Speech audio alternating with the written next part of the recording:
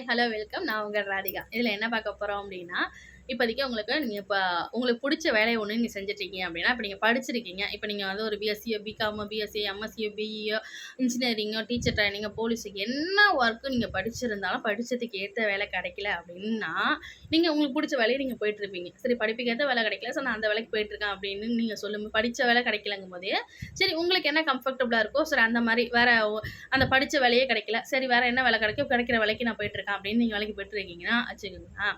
அப்போ அங்கேருந்து ஒரு 4, 5 குரூப் கிளம்பும் அப்படின்னா, "நீ என்ன அத படிச்சிருக்க? நீ இந்த வேலைக்கு போயிட்டுருக்க. நீ இத படிச்சிருக்க. நீ அந்த வேலைக்கு போயிட்டுருக்க" அப்படின்னு சொல்லுவாங்க.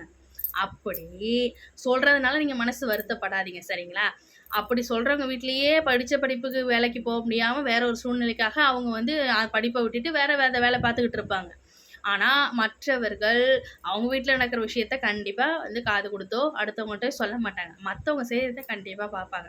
இதுலேருந்து நம்மளுக்கு என்ன தெரியுதுன்னா, உலகம் என்னைக்குமே ஒருத்தவங்க தாழ்ந்தாலும் பேசும், வாழ்ந்தாலும் பேசும்.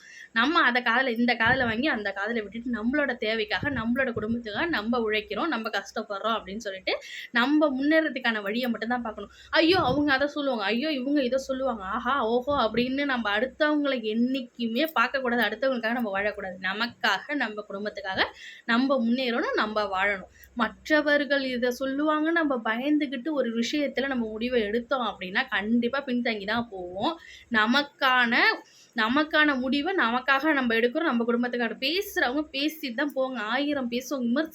விமர்சனங்கள்ங்கிறது வந்து எல்லாராலயும் விமர்சிக்க முடியும். யார் வேணா எது வேணா பேசுவாங்க. அதுக்காக நம்ம வந்து அவங்க பேசுறதுனால நம்ம பேசுறத நம்ம ஆகப்போறது கிடையாது. அதனால வந்து நம்ம தாழ்ந்தவங்களா ஆகப்போறது கிடையாது.